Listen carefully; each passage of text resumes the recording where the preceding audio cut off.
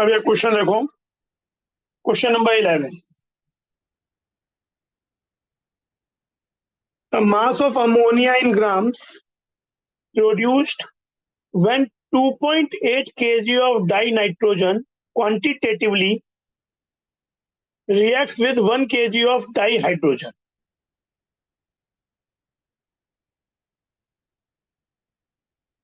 आपके पास रिएक्शन है nitrogen, Haber's process,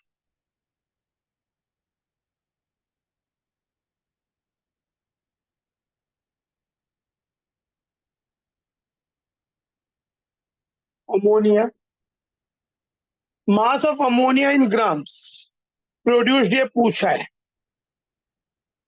इसका क्या मास बनेगा ये पूछा है। और आपके पास है 2.8 kg ऑफ डाइनाइट्रोजन। देखो यहाँ पे कैलकुलेशन 2.8 kg हो गया 2800 ग्राम, जो कि हो गया 2800 डिवाइडेड बाई 28,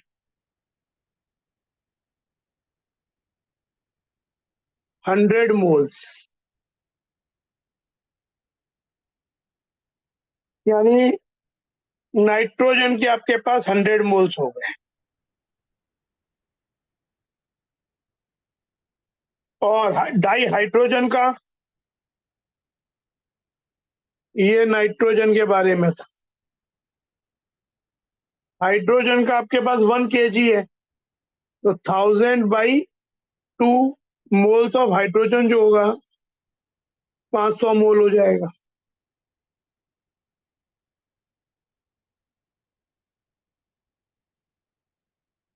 अब फाइंड लिमिटिंग रिएजेंट,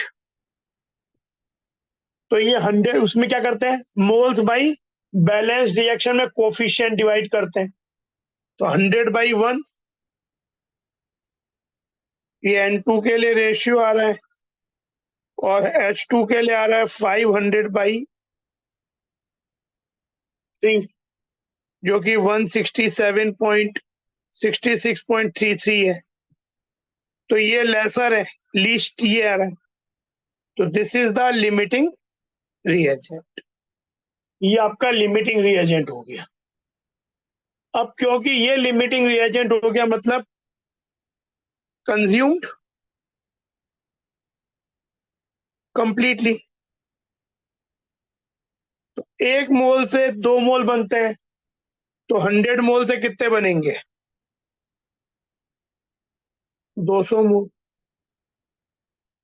जिसका मास क्या होगा, ये अमोनिया की बात हो रही है, 3400 ग्राम, और ये हो जाए 200 इंटू 17, 3400 ग्राम। सही बात, यही आंसर होगी।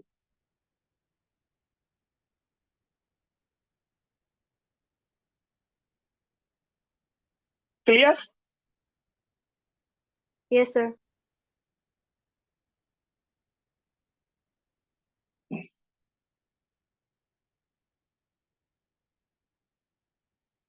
इस क्वेश्चन को देखो, complete combustion of 1.80 gram of N oxygen containing compound. कोई ऑक्सीजन कंटेनिंग कंपाउंड है, उसमें कार्बन भी है, हाइड्रोजन भी है, इसका 1.8 ग्राम दिया हुआ है।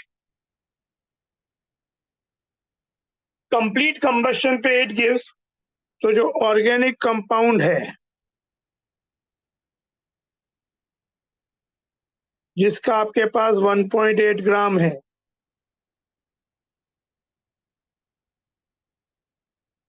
कंप्लीट कंबशन करेंगे तो इस ऑर्गेनिक कंपाउंड का जो कार्बन है that completely converts to CO2, जो हाइड्रोजन है that completely converts to water.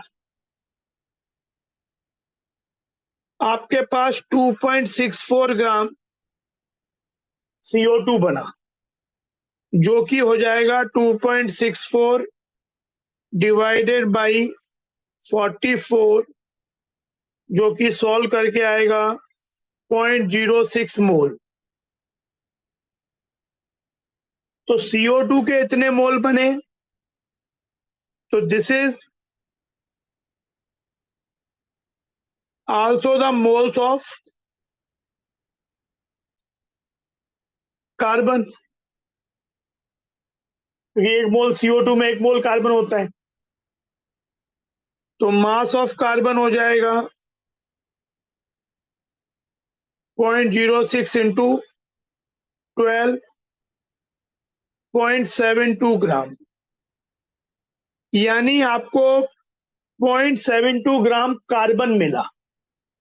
0.72 gram carbon आपका ये जो कार्बन है, क्योंकि आपने जब कंप्लीट कंबशन किया तो पूरा का पूरा कार्बन ऑर्गेनिक कंपाउंड का कन्वर्ट हो गया CO2 में, यानी पूरा कार्बन यहाँ आ गया। तो इसमें कार्बन का जो मास है ऑर्गेनिक कंपाउंड में वो हो गया 0.72 ग्राम। अब वाटर में कंसंट्रेट करते हैं। वाटर का मास कितना दिया है? 1.08 ग्राम वाटर बना। तो मोल्स ऑफ वाटर क्या हो जाएंगे? 1.08 डिवाइडेड बाई 18, तो 0.06 मोल्स। तो ये भी 0.06 मोल बन गया। मोल्स ऑफ हाइड्रोजन कितना हो जाएगा? एक मोल वाटर में 2 मोल H होते हैं, 0.12 मोल। और मास ऑफ H हो जाएगा 0.12 इंटू 1, क्योंकि मोलर मास ऑफ H होता है 1.12 ग्राम। और ये जो हाइड्रोजन का मास मिला आपको, ये भी यही हाइड्रोजन है जो पूरा का पूरा वाटर में कन्वर्ट हो गया। तो यानी इस 1.8 ग्राम कंपाउंड में हाइड्रोजन 0.12 ग्राम है, कार्बन 0.72 ग्राम है। तो मास ऑफ ऑक्सीजन क्या हो जाएगा?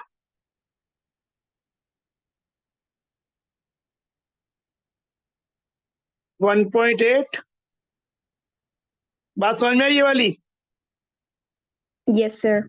हाँ सर। तो ये हो जाएगा 0.96 ग्राम, क्योंकि ये 0.84 हो जाएगा 0.96 ग्राम। ये हो गया मास ऑफ ऑक्सीजन। तो परसेंटेज ऑफ ऑक्सीजन क्या हो गया?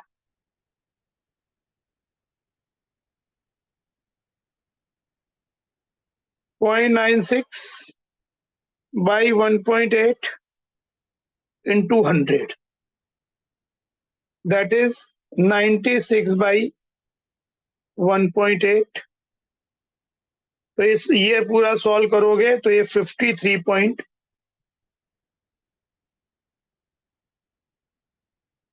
ये आ जाता है।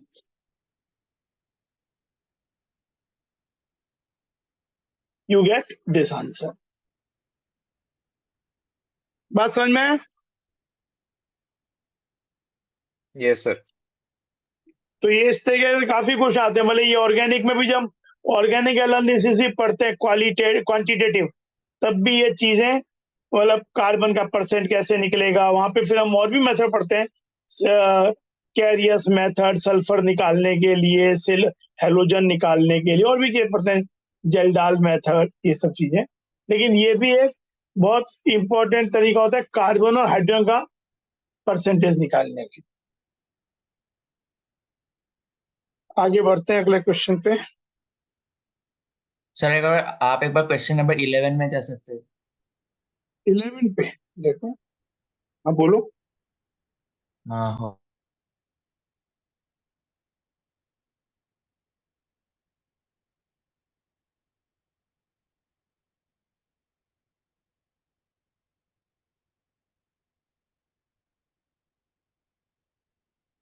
हाँ होगा sir.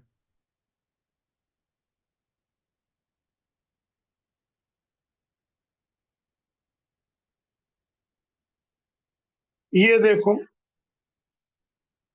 a gaseous hydrocarbon gives upon combustion 0.72 gram of water and 3.08 gram of CO2। ये भी बहुत कुछ ऐसा ही है। देखो अगर पॉइंट एक गैसियस हाइड्रोकार्बन है, हाइड्रोकार्बन तो डेफिनेटली कार्बन और हाइड्रोजन ही होगा।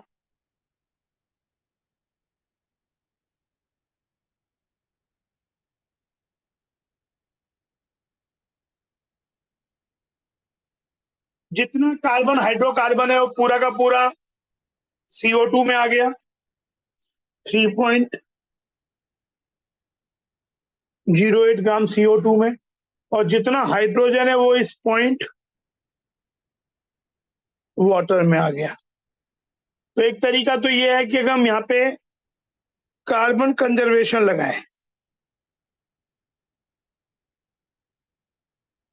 तो देखो यहाँ पे मान लेते हैं इसके ए मोल है, लेट से इसके ए मोल है, तो ए इंटू सर एक्स। हाँ, सर एक और मेथड होता है ना जिसमें टेबल बना के सिंपलेस्ट रेशियो निकाल के वो निकाल सकते वो सिंपलेस्ट रेशो वो भी तरीके से बताऊंगा, दो तरह से बताऊंगा। हैं। एक तो ओके। कार्बन कंजर्वेशन लगाएं, टेबल पूरा वैसे बताने की जरूरत नहीं है, क्योंकि अगर हम मोलर रेशियो निकालना है, हमें ये चाहिए कार्बन हाइड्रोजन के मोल्स के रेशियो क्या है। तो देखो ए इंटू, ये अगर ए मोल है तो कार्बन के मोल हो जाएंगे ए एक्स, और यहाँ पे इसके मोल हैं CO2 के डिवाइडेड बाई 44, तो ये हो जाता है 0.07 मोल। तो CO2 के अगर 0.07 मोल है तो उसमें कार्बन के मोल हो जाएंगे 0.07 इंटू 1, क्योंकि एक मोल CO2 में एक मोल कार्बन होता है। तो ये वैल्यू हो जाएगी AX equal to 0.07। H conservation लगाएं,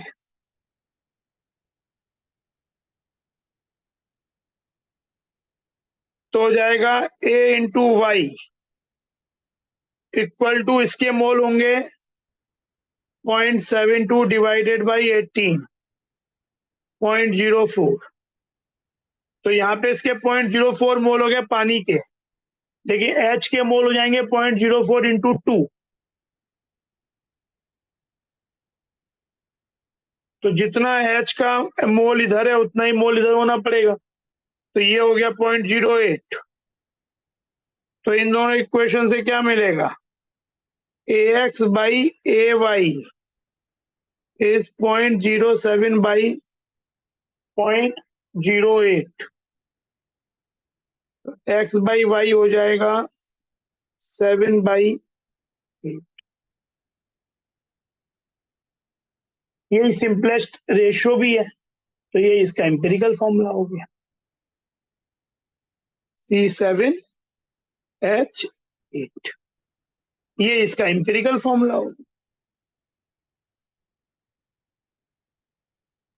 सर हम्म हमने ए वाई में क्या बोलते हैं इंटू टू किया क्योंकि हाइड्रोजन दो मॉलिक्यूल है प्रोडक्ट में। नहीं, हमने ए वाई में इसलिए किया कि अगर इसके ए मोल है तो ए हाँ मोल, इसमें एच के मोल कितने होंगे। अगर एक रिएक्शन हो तो रिएक्शन में मॉलिक्यूल बदल सकते हैं, रिएक्टेंट प्रोडक्ट के मोल्स बदल सकते हैं, लेकिन हर एक एलिमेंट के मोल एक रिएक्शन में जो चीज रिएक्ट की है, हाँ जितना मोल एक एलिमेंट का उतना मोल प्रोडक्ट में बनना पड़ेगा, रीऑर्गेनाइज भी होगा, तो मास कंजर्वेशन से उस एलिमेंट का मोल नहीं बदलेगा। तो हमने ये किया कि इसमें A into Y moles of H हो गया, हाँ इधर मोल्स ऑफ एच कितना हो गया 0.04 इंटू टू 2। ये तो मोल ऑफ वाटर है, ये तो मोल ऑफ वाटर है, हाँ और ऐसे ही ए इंटू एक्स हो गया, ये मोल ऑफ CO2 है, पर this into 1 is the mole of carbon. तो ये हो जाएगा बस ये ठीक है। चीज, ठीक है। हाँ सर। और इस क्वेश्चन को आप ऐसे सोचो कि CO2 के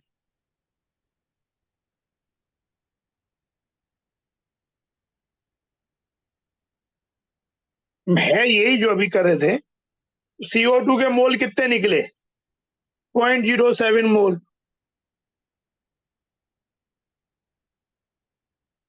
यही मोल ऑफ कार्बन हो गए तो मोल ऑफ कार्बन आपके पास इस कंपाउंड में इतना है, और मोल ऑफ वाटर हो गया 0.04 मोल,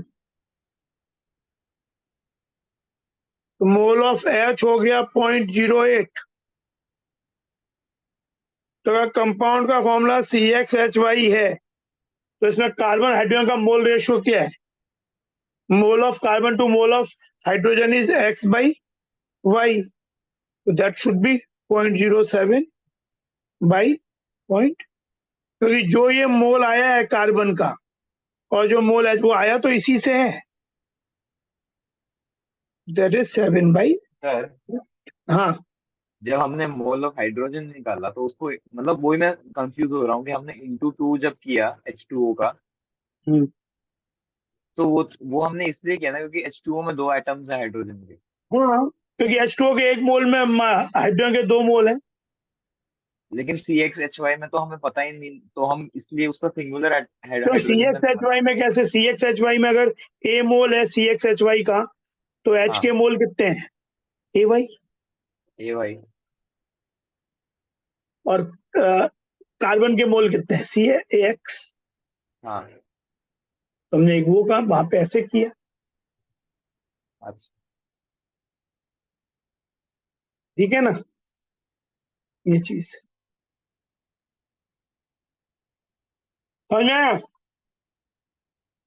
हाँ सर। ये देखो, बिल्कुल वैसा ही क्वेश्चन है, तो रिपीट ही हो गया इनफैक्ट। तो देखो, ये 7 ऑर्गेनिक कंपाउंड का मास दिया हुआ है, क्वेश्चन पढ़ो। Complete combustion of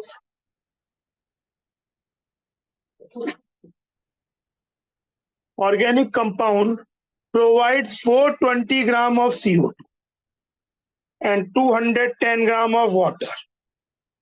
The percentage composition of carbon and hydrogen in organic compound is this. ये तो दिया ही है, हाइड्रोजन का पूछा है, तो सीधे हाइड्रोजन का ही निकालते हैं। कार्बन का आप निकालोगे तो यही आएगा। हाइड्रोजन का निकालने के लिए क्या करेंगे? वाटर कितना बना भाई? यहाँ पे लॉजिक क्या है कि ऑर्गेनिक कंपाउंड का जितना भी हाइड्रोजन है, कंबशन में it will convert to water. तो वाटर के मोल कितने हैं आपके पास?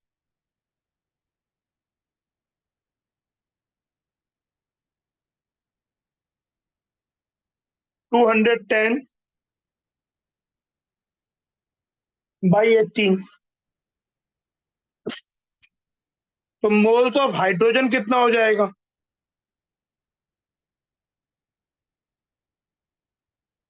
इंटू 2, क्योंकि एक मोल वाटर में 2 मोल एच होते हैं।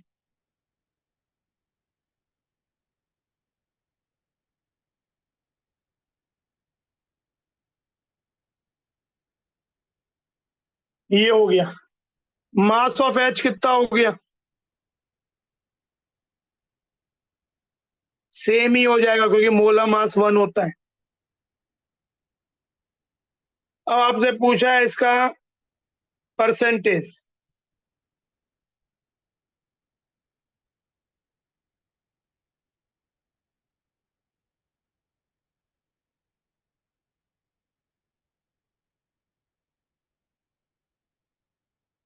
इंटू 100। तो ये आपका हो जाएगा कितना? 7/3, और ये 4/3 हो जाएगा, 100/75। तो 28/9, ये वैल्यू आती है 3.11। तो ये परसेंटेज आया एच का। सी का निकालोगे तो यही आएगा, वो हमें निकालना क्यों है? तो एच का परसेंटेज ये होगी, हमें चाहिए nearest integer, answer will be.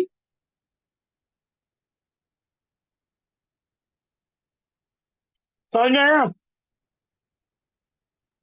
Yes sir. अगर आप कार्बन हाँ का सर। निकालोगे तो यही आंसर आएगा। अगर आप ये निकालोगे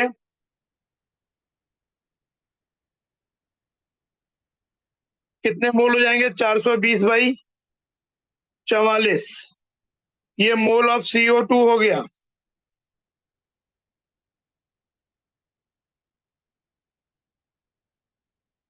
यही मोल ऑफ कार्बन हो जाएगा, तो मास ऑफ कार्बन हो जाएगा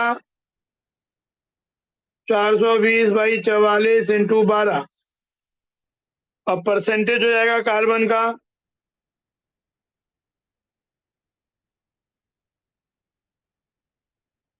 100। इसको सॉल्व करोगे तो ये 15 पॉइंट जो वैल्यू दिया है ना वही आएगा।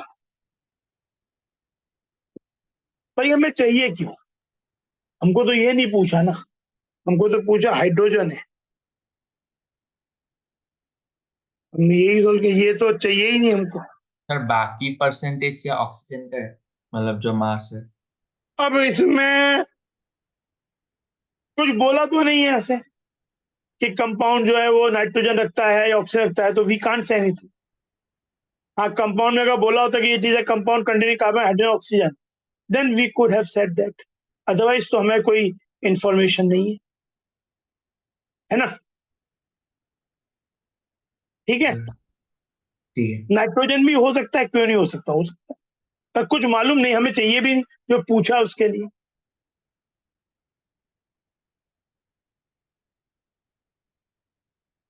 इस क्वेश्चन को देखो, 10 ml of Na2CO3 solution is titrated against 0.2 molar HCl. Na2CO3, which is a basic salt, salt of strong base weak acid, HCl के संग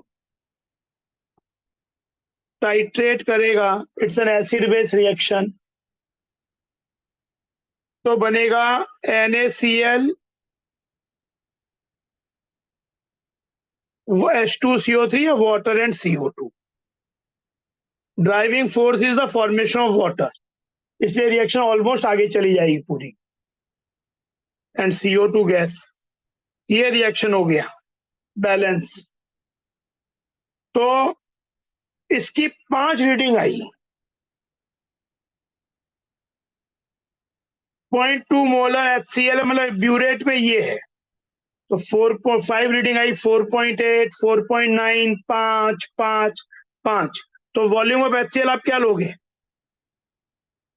कॉन्कॉर्डेंट रीडिंग क्या हो गई, 5। तो you will consider volume of HCl in 5 reading में जो सबसे ज्यादा बार रिपीट हो रही है 5। अलग अलग बिल्कुल सब होता तो एवरेज ले लेते, पर ऐसा आ जाए कि 5 रीडिंग में 3 रीडिंग एक जैसी आ जाए, तो you should take that one concordant reading.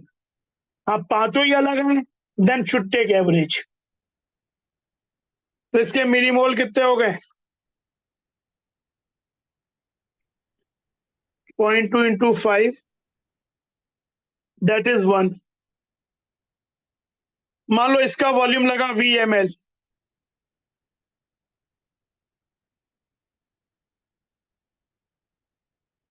Volume तो दिया ही है, वॉल्यूम तो इसका दिया ही है, कितना, 10 ml। लेट मोलैरिटी है इसकी M, तो इसके मिलीमोल कितने हो गए, M into 10, M into V।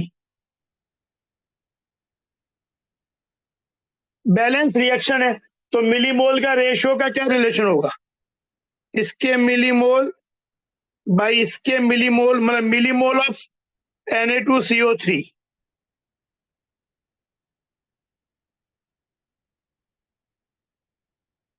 By millimole of HCl, ये रेशियो क्या होगा, 1/। ठीक है, क्लियर है बात। एक Yes, sir. बैलेंस रिएक्शन में कोफिशिएंट क्या बताते हैं, मोल्स का रेशियो या मिलीमोल्स का रेशियो, गैसेज हैं तो वॉल्यूम का ratio at same T and P। तो ये हो जाएगा 10m/1 इज 1/2, तो ये हो जाएगा m इक्वल टू 0.05, मोलरिटी हो गया 0.05 मोलर, हमें मिली मोलर के टर्म में चाहिए, तो मिली मोलर क्या हो जाएगा 50 मिली मोलर, 1000 से मल्टीप्लाई कर दो, आंसर इज 50। ये आंसर किस में देना है ये सब बहुत ध्यान रखना, सब कुछ आने के बाद भी गलतियां हो जाती है, तो ये कुछ क्वेश्चंस में जानबूझ के इसीलिए ये न्यूमेरिकल वैल्यू टाइप टिक भी कर रहा हूं कि आपको ये समझ में आए कि आंसर्स को कैसे मैनिपुलेट करना है, वहां पे क्या फॉर्मेट में चाहिए है तो उसको कैसे लाएंगे, ठीक है ना। तो ये आंसर 50 हो गया, ठीक है, आगे बढ़ा, कोई डाउट नहीं, सर। नहीं सर, ठीक। ठीक है। हाँ sir. Yes sir. Yes sir.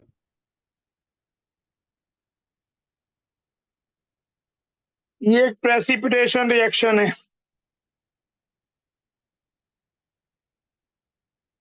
when 35 ml of 0.15 molar lead nitrate solution is mixed with 20 ml of 0.12 molar chromium sulfate solution, आपके पास लेड नाइट्रेट है PbNO3 whole twice, it's a soluble salt, all salts of nitrate are soluble। मैं तुमको एक solubility chart भी भेज दूंगा, हमने some basic concept में पढ़ा था उसको, उससे कि किन सॉल्ट के प्रेसिपिटेट होते हैं, किन आयंस के मेनली सॉल्ट प्रेसिपिटेट होते हैं, तो एक टेबल थी, वो टेबल काफी हेल्पफुल होती है। और ये है क्रोमियम सल्फेट, ये भी एक्वस है, लेकिन लेड सल्फेट एक वाइट प्रेसिपिटेट होता है, तो इस रिएक्शन का ड्राइविंग फोर्स ही यही है,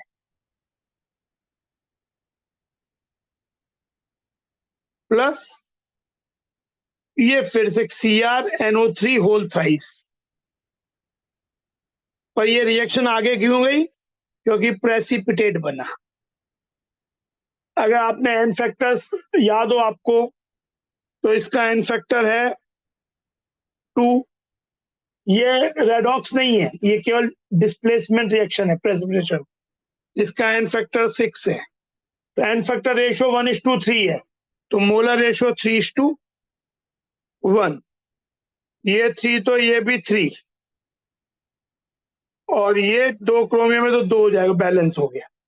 हम बैलेंस से ही करेंगे, बस मैंने बैलेंस करने के लिए एन फैक्टर यहाँ यूज कर लिया, आप हिट एंड ट्रायल से भी कर सकते हैं। आपका लेड नाइट्रेट का कितना मिलीमोल है,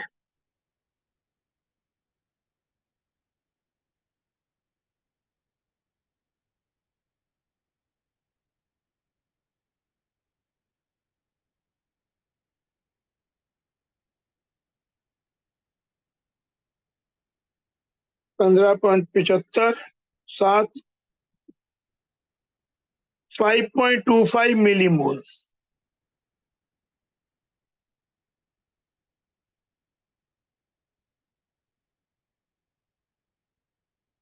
ये 5.25 मिलीमोल्स है। क्रोमिक सल्फेट के कितने मिलीमोल है, 20 इंटू उसकी मोलैरिटी, तो ये हो जाएगा 2.4 मिलीमोल, इसके 2.4 मिलीमोल है। Which is the limiting reagent, बताओ, रिएक्शन तो कंप्लीशन में आएगी, विच one is the limiting reagent,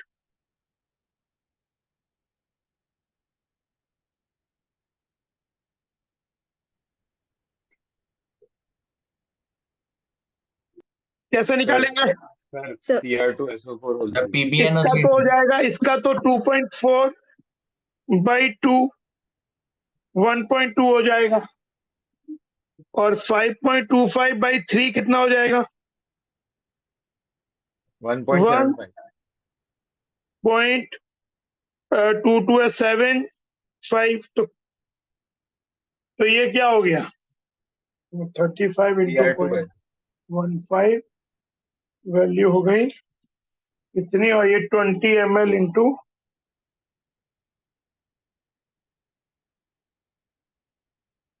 कुछ हमने कुछ गलती की क्या? और क्रोमियम नहीं, आई थिंक ये बैलेंस ये बैलेंस, हाँ बस ये है, ये दो नहीं है, तो ये कितना हो गया 2.4 ही रहा है ना, फिर कोफिशिएंट क्या है 1, तो ये 2.4 आया, ये 1.75 आया, तो छोटा वैल्यू कौन सा आ रहा है, which one is smaller, 1.75 lead nitrate के लिए, है ना, तो limiting sir. Reagent is lead nitrate, is it clear? Yes sir तो लेड नाइट्रेट के लिए आपका लिमिटिंग रिएजेंट हो गया, यानी ये पूरा खत्म हो जाएगा, तो 3 मोल से कितना बनता है 3 मोल, तो इतने मिलीमोल से कितना बनेगा लेड सल्फेट, इतना मिलीमोल, तो मोल्स कितने हो जाएंगे 10⁻³ मोल, हमें किस फॉर्मेट में चाहिए 10⁻⁵, तो 525 इंटू, बात समझ में आ रही है, हाँ सर तो आंसर क्या हो गया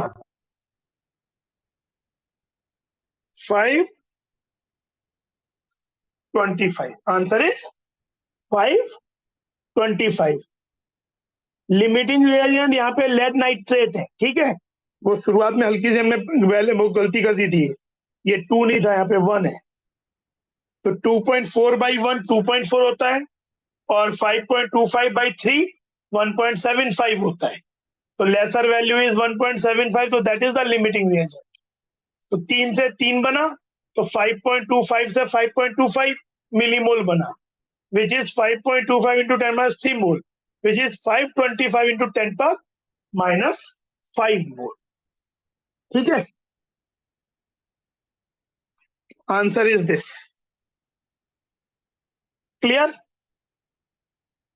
कंप्लीटली क्लियर है, कोई डाउट नहीं है, नहीं सर Yes, क्लियर है ये sir. प्रेसिपिटेशन रिएक्शन है, मैं तुमको एक आज क्लास के बाद 2023 और 2022 के जो क्वेश्चंस है इस चैप्टर से रिलेटेड वो भेजूंगा, और संग में कल कुछ रिएक्शंस को, एक तो ये प्रेसिपिटेशन सॉल्युबिलिटी चार्ट एक भेजूंगा, उसको देखना बहुत इंपॉर्टेंट है, आगे भी काफी जगह यूज होता है, और एक कुछ रिएक्शंस हीटिंग इफेक्ट, और जो हमने सम बेसिक कॉन्सेप्ट के चैप्टर में है भी, पर कुछ को मैं आइसोलेट करके 10 12 15 रिएक्शंस हाथ से लिख के भेज दूंगा, तो जो कि काफी हीटिंग इफेक्ट और स्टोइकियोमेट्रिक क्वेश्चंस में लगती है।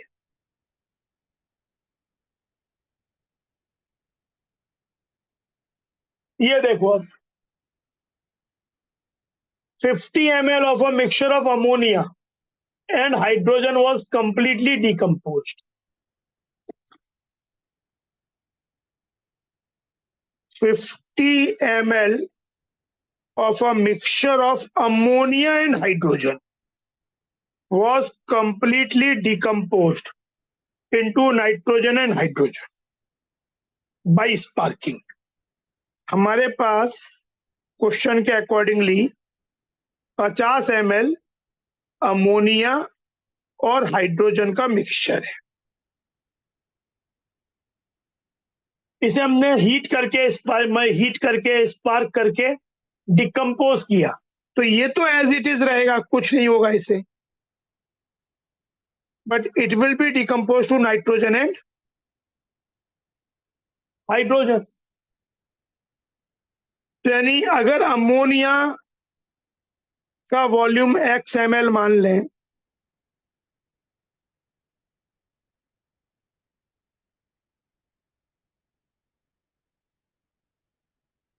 तो इस मिक्सचर को डिकम्पोज करने के बाद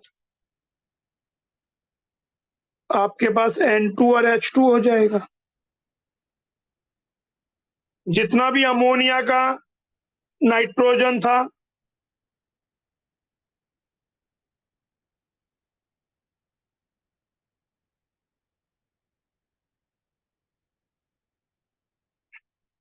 वो पूरा का पूरा N2 में कन्वर्ट हो जाएगा।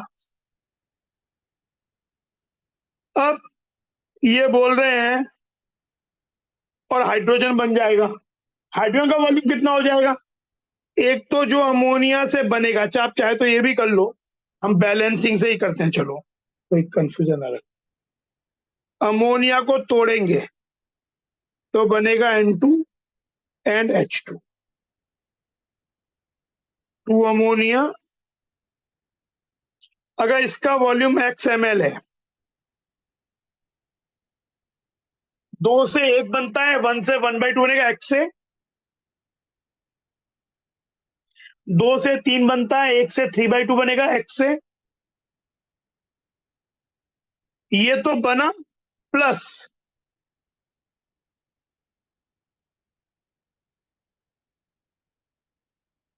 ये भी होगा, ठीक है,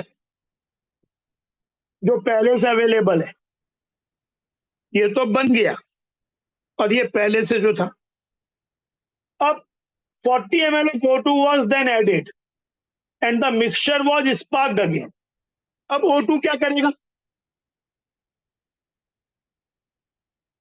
O2 नाइट्रोजन से रिएक्ट नहीं करता है नॉर्मल कंडीशंस में, लेकिन ये हाइड्रोजन से रिएक्ट करेगा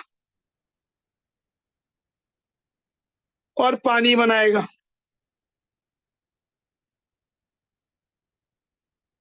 रिएक्शन हो जाती है, ये H2 plus half O2 gives water. After cooling, cooling मतलब वाटर लिक्विड हो गया, वॉल्यूम्स में इसका वॉल्यूम नहीं कंसीडर करेंगे, being liquid. The mixture was shaken with alkaline pyrogallol and a contraction of 6 ml was observed. ये क्या सजेस्ट कर रहा है?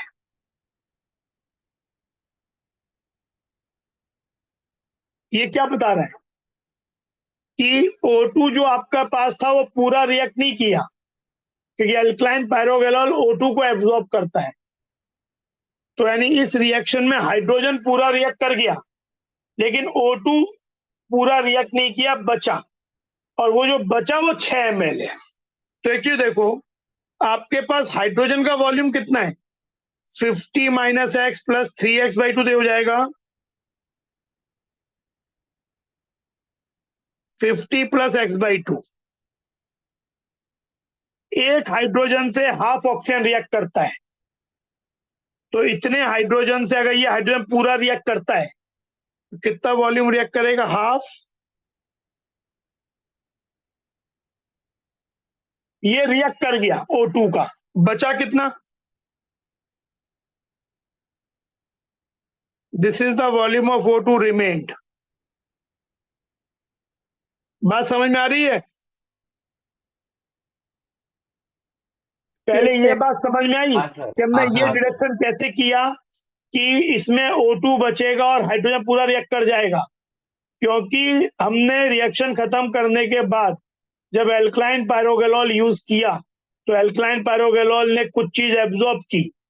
हमारी जो इंफॉर्मेशन है, नॉलेज है, नॉलेज वो जो हम पढ़ते हैं एब्जॉर्बिंग रिएजेंट वाली चीजें, वो ये बताती है कि एल्कलाइन पायरोगेनोल O2 को एब्जॉर्ब करता है, मतलब O2 was some O2 was unreacted, यानी हाइड्रोजन वाज कंप्लीटली रिएक्टिव। तो अगर हाइड्रोजन का वॉल्यूम 50 प्लस x/2 था, जो कि ये है, सर हाँ, 6 ml में तो वो नाइट्रोजन भी होगा ना? नहीं नाइट्रोजन क्यों होगा? नाइट्रोजन तो रहेगा, पर ये alkaline pyrogallol does not absorb nitrogen. Question पढ़ो, contraction of 6 ml was observed, तो ये 6 ml केवल O2 की बात हो रही है। अच्छा। Alkaline pyrogallol will not absorb nitrogen, अच्छा, नहीं तो मतलब वो जो नाइट्रोजन रिमेनिंग वॉल्यूम है उसके उसमें तो रहेगा नाइट्रोजन। वो रहेगा, वो हमें मतलब ही नहीं है, उसकी जरूरत ही नहीं पड़ेगी। रिमेनिंग वॉल्यूम किसका? अरे रिमेनिंग वॉल्यूम O2 का तो इतना ही रहेगा। सर प्लस वो x/2 जो होगा क्या x/2? तो नाइट्रोजन का। तो हम ले ही नहीं रहे ना, हमें उससे मतलब ही क्या है अभी। हाँ x/2 है, x/2 कुछ होगा, पर अभी तो हमें x/2 का तो कोई इंफॉर्मेशन है नहीं। हमें तो ये है कि जो 6 ml है वो O2 का अनरिएक्टेड वॉल्यूम है। O2 का अनरिएक्टेड वॉल्यूम 6 ml है, तो O2 का हमने कितना वॉल्यूम लिया था 40 ml, तो उसका अनरिएक्टेड कितना रहेगा दिस मच। नहीं समझ में आया? हाँ सर आया। तो ये वॉल्यूम हो जाएगा 6 ml, तो ये हो गया 40 minus 25,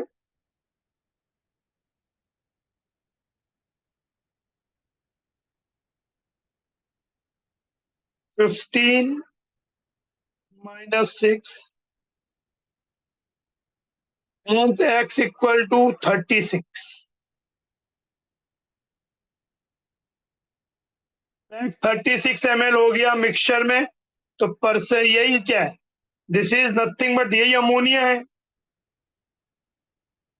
percentage of NH3 in the original mixture is 36 by 50 into 100, that is 72%।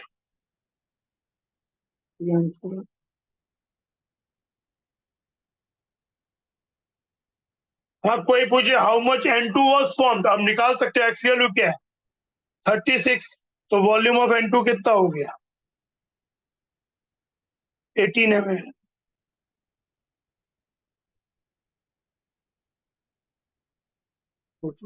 Last में इतना बच जाएगा सब कुछ के बाद, तो ये तो पूछा नहीं है। ठीक है, बात समझ में आया? हाँ Yes, सर। sir. हाँ सर। Yes sir. ये क्वेश्चन देखो,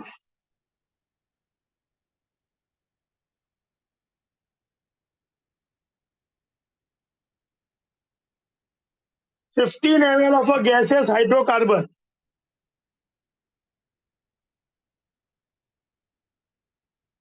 A was required for complete combustion with 357 ml of air, जिसमें 21% ऑक्सीजन बाई वॉल्यूम है, and the gaseous product occupied 327 ml, all volume being measured at STP, तो water liquid हो जाएगा। molecular formula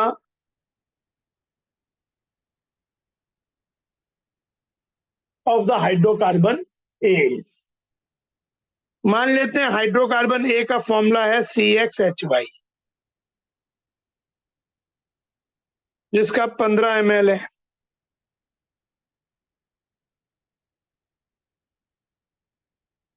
O2 से react करता है, CO2 और water बना रहा है।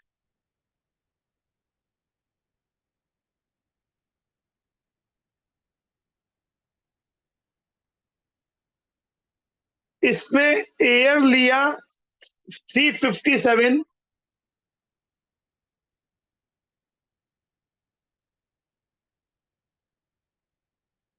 तो इसका 21 पर ऑक्सीजन कितना हो जाएगा 21% ऑफ इट,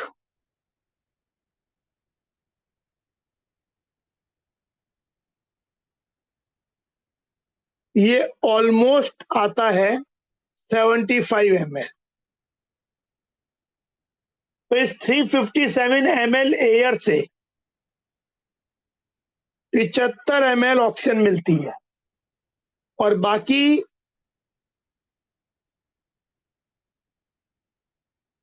जो कि 282 आता है, ये अनरिएक्टेड एयर है, ये अनरिएक्टेड एयर है। 282 ml, 282 ml, 357 minus 75, 282 ml unreacted air है। ये रिएक्ट किया, CO2 बना होगा, गैसेस प्रोडक्ट ऑक्यूपाइड, क्या दिया हुआ इंफॉर्मेशन कि जो गैसियस प्रोडक्ट है ऑक्यूपाइज 327 ml। इसका क्या मतलब, इसमें क्या क्या होगा, तो CO2 इसमें क्या and होगा, अनरिएक्टेड एयर होगी प्लस CO2 होगा। पानी इसलिए नहीं लेंगे क्योंकि पानी लिक्विड है तो उसका वॉल्यूम नहीं लेंगे। तो ये जो 327 है, it is basically 282 plus volume of CO2 जो बना। तो वॉल्यूम ऑफ CO2 हो जाएगा 45।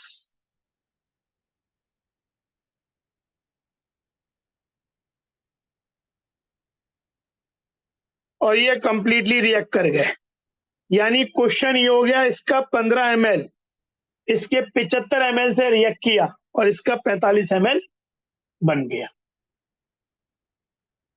अब इसे बैलेंस कर लो, x y/2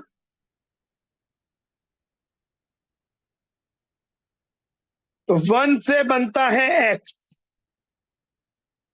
1 से बनता है x, तो 15 से बनेगा 15x which is 45, hence x equal to 3।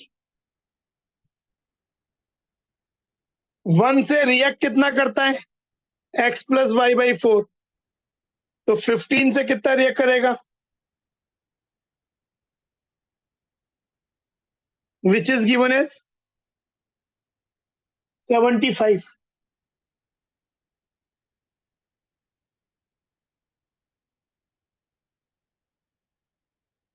y/4 equal to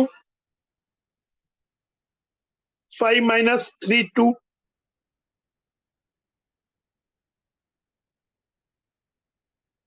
तो आपका फॉर्मूला हो गया C3H8।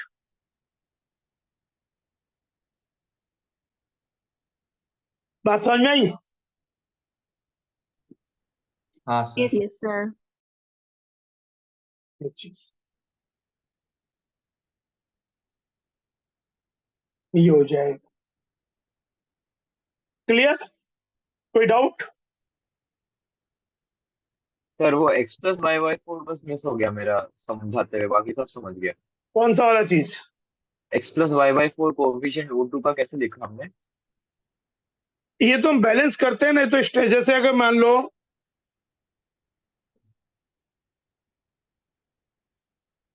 तो बैलेंस करना होगा। मान लो रिएक्शन है, सबसे लास्ट में इसको, तो ये कार्बन x है तो ये x कर दो, हाइड्रोजन y है तो यहाँ y/2 कर दो, तो ऑक्सीजन कितना हो गया 2x प्लस y/2। तो यहाँ क्या करें, x तो x इंटू 2 2x हो जाएगा। चाहे तो यहाँ पे सोच लो a लिख लिया, तो a into 2 should be equal to 2x plus y/2 into 1। a कितना हो गया, x plus y/2। Sir 2x क्यों? 2x ये x अगर ये है, अगर इसका x है तो ऑक्सीजन कितना होगा, बैलेंस वही करोगे सर, तो समझ गया सर। वही सर। ठीक है, हाँ सर समझ गया, थैंक यू। ये देखो,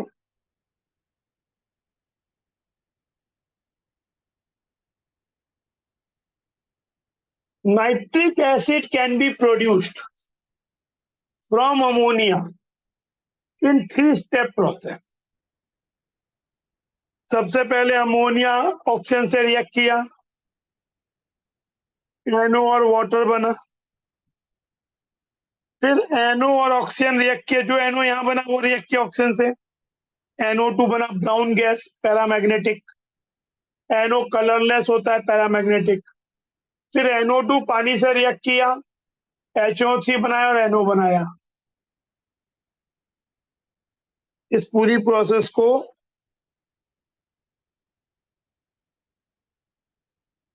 ओस्टवाल्ड्स प्रोसेस भी कहते हैं HO3 बनाने के लिए। अब ये बोला percentage yield of first, second and third reactions are respectively this and this. Then what volume of ammonia gas at 1 atmosphere and 0 degree Celsius needed to produce this gram of HO3? तो हमें HNO3 क्या बनाना है ये हमें मालूम है, तो हम बैक ट्रैक करेंगे। सबसे पहले 1575 ग्राम HNO3, HNO3 का मोलर मास होता है 63, will be equal to 1/75 divided by 63 moles हो जाएगा, जिसकी वैल्यू हो जाती है 25 मोल्स। यानी हमें 25 मोल्स HNO3 के बनाने हैं। अब देखो 2 मोल HNO3 के लिए सबसे पहले थर्ड रिएक्शन पे कॉन्सेंट्रेट करते हैं। 2 मोल HNO3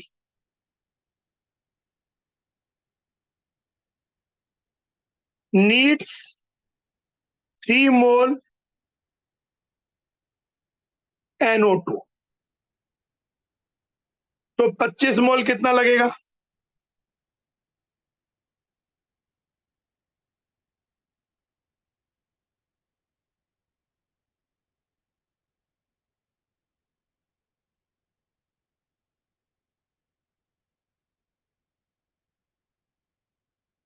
लेकिन ये तब है जब 100% यील्ड है।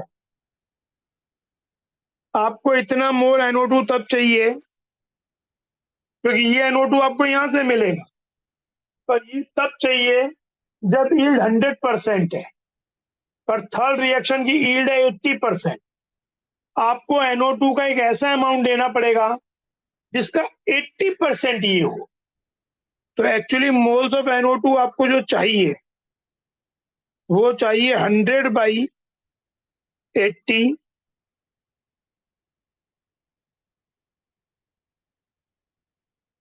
इतने मोल्स, क्योंकि इसका 80% ये हो जाएगा। ये मिलेगा कहां से? ये मिलेगा फ्रॉम सेकेंड रिएक्शन, ये चीज मिलेगी from second reaction. Second reaction में सेकेंड और फर्स्ट को क्या चीज कनेक्ट कर रही है? NO। तो 2 मोल, अब देखो 2 मोल NO2 नीड्स 2 मोल NO, तो इतना मोल NO2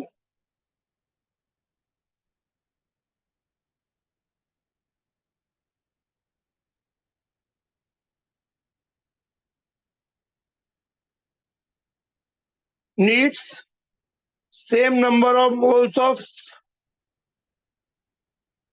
NO if yield is, ये तब जब if सर ये 45 मोल्स होंगे ना किसका? इसका NO2 का, जो ऊपर वो लिखा था। ये वाला हाँ ठीक हाँ, है, ये तो लास्ट में NO2 सॉल्व कर लेंगे, कर लो चाहे तो लास्ट में सॉल्व कर लेंगे। तो इफ yield इज 100%, लेकिन yield कितनी है इस रिएक्शन की? 60%। तो आपको एक ऐसी चीज चाहिए जिसका 60% ये हो, तो moles of NO needed is 100/60।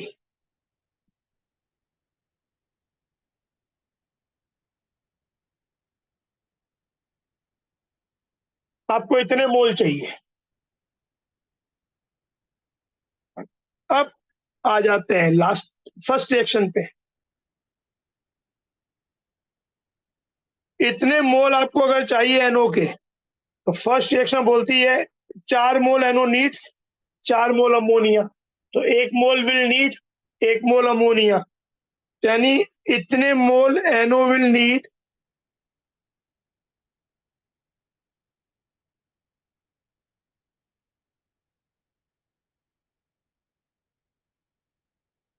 moles of ammonia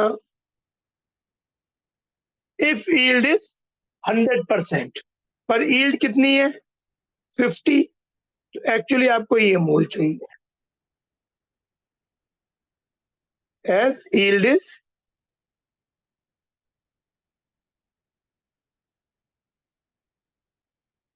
तब इसका 50% ये हो जाएगा। अब देखो 2 into 5/3 into 5/4 into 3/2 into 25, 3 3 cut गया तो और 2 कट गया, 150 ओवर है। तो ये कितना आएगा 150 तो नहीं आ रहा,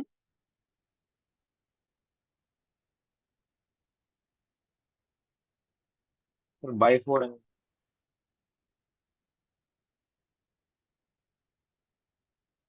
तो ये कितना आएगा ये आपका हो जाएगा 6,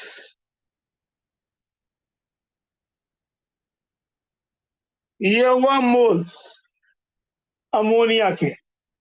एसटीपीए कंडीशंस है एनटीपी कंडीशंस। इन कंडीशन में 1 मोल का वॉल्यूम होता है 22.4 लीटर 1 मोल का, तो इतने मोल का कितना हो जाएगा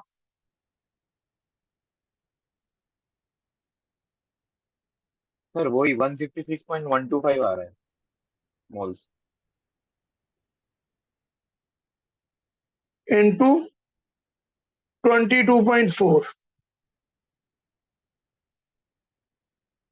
5.6, ये फिर 3500 लीटर।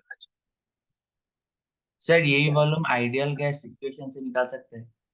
क्या बोला? सर यही वॉल्यूम आइडियल गैस इक्वेशन से निकाल सकते हैं? हाँ निकल सकता है, तो वो लगाना पड़ेगा पीवी को NRT आएगा, क्यों नहीं आएगा। प्रेशर 1 एटमॉस्फेयर, वॉल्यूम निकालना है, एन कितना चाहिए 0.0821, टेम्परेचर 273, ये वाली वैल्यू कुछ नहीं होती 22.4 आती है, इसको सॉल्व करोगे तो यही आ जाएगा। ठीक है, ठीक है सर। इससे भी आ जाएगा।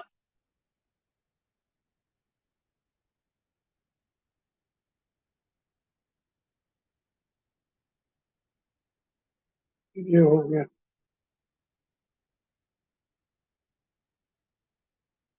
ये देखो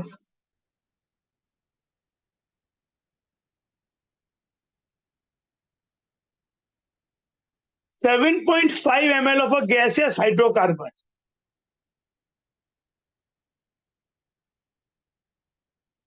was exploded with 36 ml of oxygen.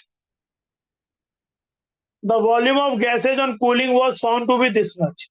Cooling करने पे वाटर लिक्विड बन गया होगा, प्रोडक्ट में CO2 वाटर बनता है, तो वाटर तो लिक्विड हो गया, तो अब जो 28.5 ml है या तो केवल CO2 का हो सकता है या CO2 प्लस कुछ अनरिएक्टेड कोई गैस। अब ये बोला है कि 15 ml of which was absorbed by KOH. KOH absorbs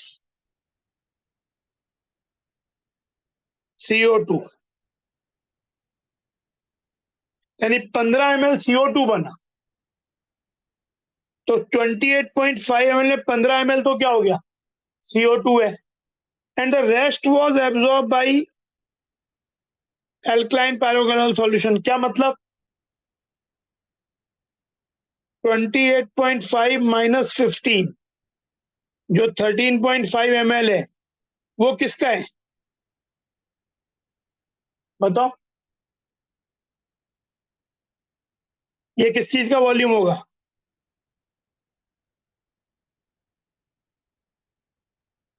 बताओ। Sir oxygen. अनरिएक्टेड ऑक्सीजन,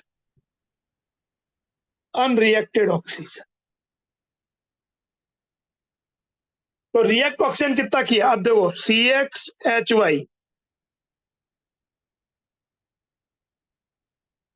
ये तो 7.5 ml है। ऑक्सीजन रिएक्ट कितना किया?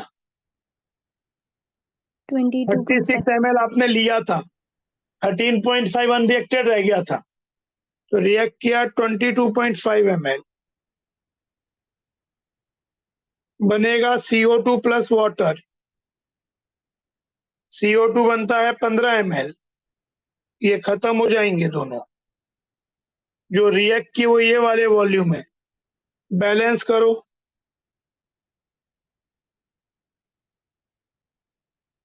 फिर वही हो गया, this volume gives this much, 7.5 by 15 equal to 1 by x, hence x equal to 2, और 7.5 by 22.5 is 1 by x plus y by 4.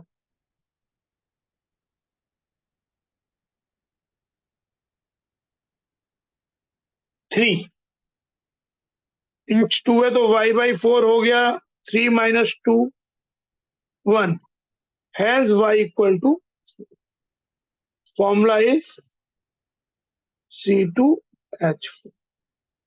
बात समझ में आई? हाँ sir.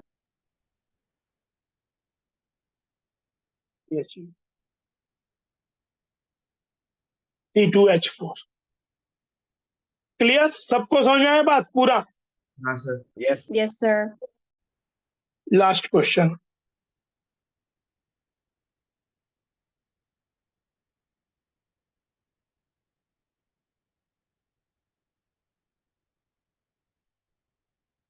Ten ml of a mixture of CH4, C2H4 and CO2.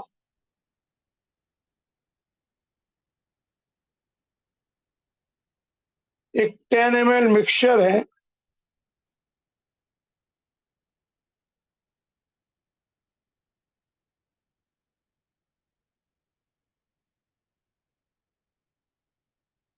it was exploded with excess of air. Excess of air will also bring excess of oxygen. After explosion क्या बनेगा भाई? CO2 बनेगा, इससे भी CO2 बनेगा, इससे भी बनेगा, पानी बनेगा, ये CO2 अनरिएक्टेड रह जाएगा। There was a contraction of 17 ml, and after treatment with KOH there was a further reduction of 14 ml. तो पहले तो ये 14 ml क्या है? Sir carbon dioxide. ये 14 ml तो कार्बन डाइऑक्साइड है। After the reaction is over, जो भी कंटेनर में CO2 है,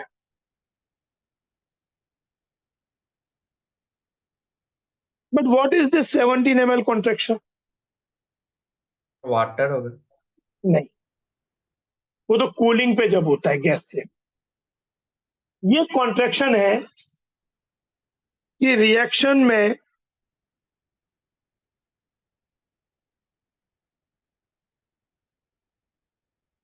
रिएक्शन से पहले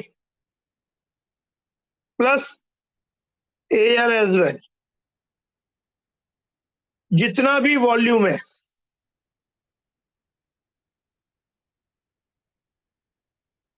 जितने भी गैसेस का वॉल्यूम है, सबका सब रिएक्टेंट गैसेस रिएक्टेंट्स का वॉल्यूम, और प्रोडक्ट जब बना तो CO2, वाटर बना, पर water being liquid volume will not be considered, तो CO2 और अनरिएक्टेड एयर,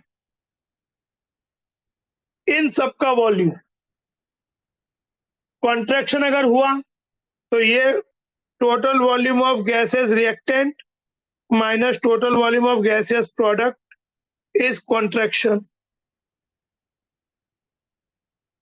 इन वॉल्यूम। अगर एक्सपांशन हुआ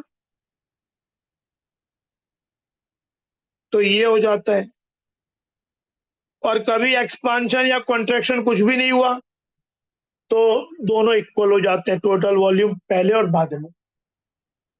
तो अब देखो, जो वॉल्यूम चेंज हो रहा है, क्योंकि जो वॉल्यूम चीजें रिएक्ट ही नहीं कर रही, उनको आप चाहे रिएक्टेंट में अगर यहाँ साइड में लोगे तो इधर भी लेना पड़ेगा, जो रिएक्ट नहीं किया तो वो तो वैसे भी कैंसिल हो जाएगा।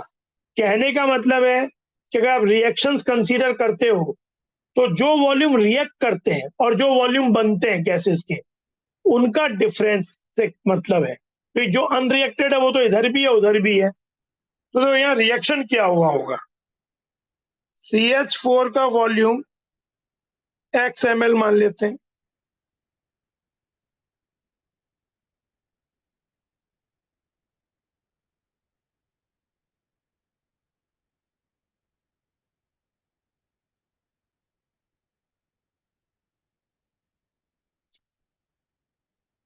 C2H4 का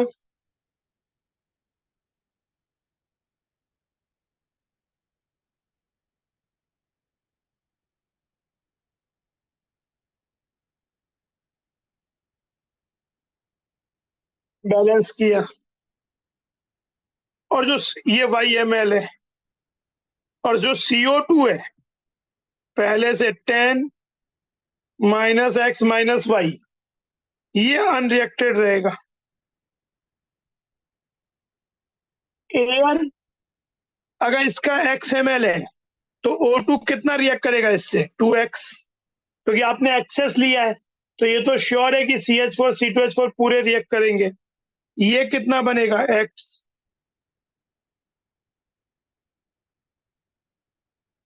वाटर का वॉल्यूम बीइंग लिक्विड नेग्लिजिबल।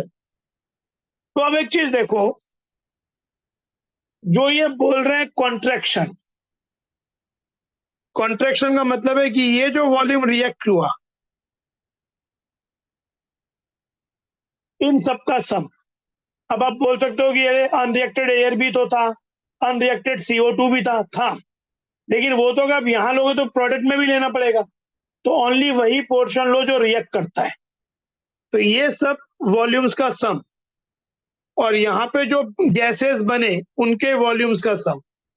तो वाटर को नहीं कंसीडर करेंगे बीइंग लिक्विड, पर ये X और 2y, इसका जो डिफरेंस है रिएक्टेंट माइनस प्रोडक्ट, वो कंट्रैक्शन है। रिएक्शन के बाद अगर एक्सपांशन होता तो this minus this, product minus reactant, और चेंज नहीं होता तो दिस टोटल वॉल्यूम सबका इक्वल टू टोटल गैसेस का वॉल्यूम जो बना। पर हमें कॉन्ट्रैक्शन दिया हुआ है 17 ml, मतलब X + 2x - X + 2y, this is equal to 17।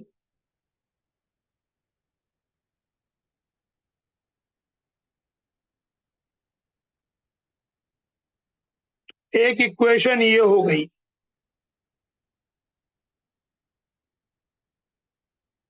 X + Y = 8.5। और एक हमें क्या दिया है? वॉल्यूम ऑफ CO2 जो एब्जॉर्ब हुआ KOH ने किया, दैट इज 14 ml। तो 14 ml किसके इक्वल होगा भाई? एक इक्वेशन और चाहिए हमें। 14 ml किसके इक्वल होगा बताओ? X plus 2y।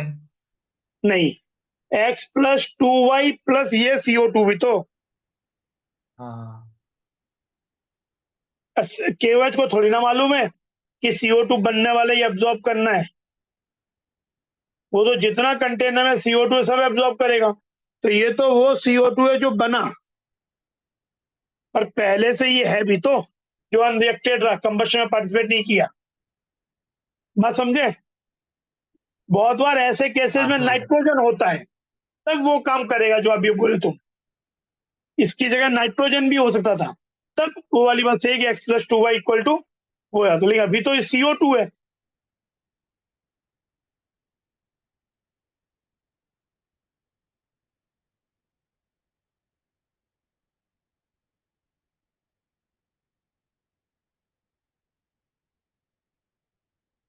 Y 4 ml,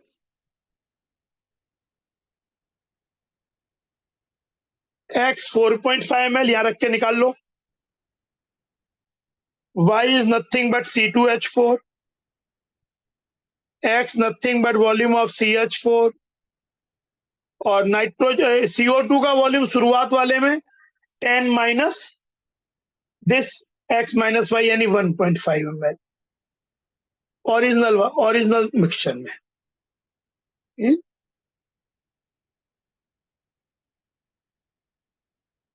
in original mixture,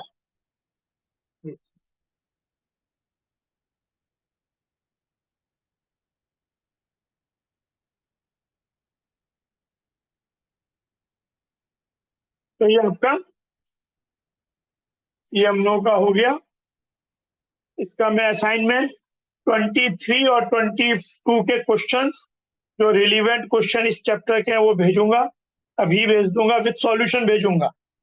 तो उनको अगले 7-8 दिन में, फिर टोटल क्वेश्चन 40-45 क्वेश्चन है टोटल दोनों ईयर के मिला के। तो वो अगर आप हर दिन 4-5 क्वेश्चन करोगे तो भी आपका खत्म हो जाएगा। 40-42 क्वेश्चन जो है उसको ऐसे डिवाइड कर लो, क्योंकि फिर जो इस संडे से अगले संडे है फिर एक 1 आवर का उसमें टेस्ट दो रिवाइज करके। अभी रिवीजन हमने कर रहे हैं, एक बार वापस हम कह सकते हो कि एक बार चीजें रिकैप हो गई हैं। तो अभी अब अगले दिन में अगले 8-10 दिन में ये जो 40-45 क्वेश्चन होंगे वॉट एवर उसे करो, और फिर एग्जाम में आपको 30 क्वेश्चन करने का मतलब क्वेश्चन एग्जाम पेपर में जेई मेन के तरीके का दूंगा जिसमें 25 क्वेश्चन करने होंगे, लेकिन क्वेश्चंस 20 + 10 होंगे, 10 में से 5 सेलेक्ट करना होगा। तो आपको वो आदत भी हो जाए जिससे जैसा, तो वो 1 घंटे का एग्जाम दो। तो उससे आप टोटल मिला के सोचो कि अगर आप सब प्रॉपरली करोगे तो आपका 20-22 क्वेश्चन हम लोगों ने यहाँ कर लिए, 20 किए, कुछ डबल क्वेश्चन भी थे एक क्वेश्चन में, फिर 40-45 आपके असाइनमेंट में हो जाएंगे और 30 आपके टेस्ट में हो जाएंगे, टेस्ट प्रैक्टिस। तो आपका करीबन 100 क्वेश्चन के आसपास या 90 क्वेश्चन के आसपास पूरा रिवीजन हो जाएगा। तो इस तरह से अगर हम हर वीक में एक चैप्टर करते जाएंगे एंड देन दिसंबर तक ऐसे करते करते चैप्टर वाइज करेंगे, और फिर जो 2024 के जो पेपर्स हैं 20 पेपर शेड्यूल में दिया ही है, तो उसको हम लोग जनवरी के फर्स्ट 20 डेज में हर दिन एक पेपर करके पूरा डिस्कस करेंगे। तो वो आपको पूरा एक सबका वापस फुल सिलेबस का रिवीजन हर दिन होता रहेगा, और टेस्ट पेपर भी 24 के पूरे सॉल्व हो जाएंगे। तो इस तरह से मतलब अगर ये पूरा कर लोगे, if we are able to do this complete thing, तो देयर इज नो रीजन कि हमारे केमिस्ट्री में 99.5 परसेंटाइल से कुछ भी कम आए। 0.5 ठीक है, उस दिन कुछ भी हो सकता है, बट इवन अगर दिन अच्छा चला है तो इतना कुछ करने से 100 परसेंटाइल भी आ सकता है।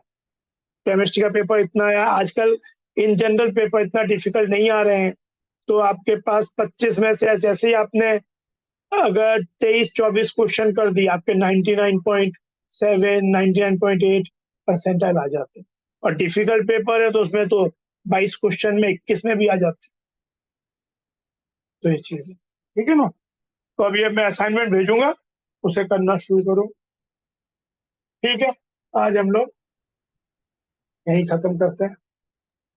Thank you sir. Thank you, bye sir. Bye. हाँ bye bye, welcome, bye bye.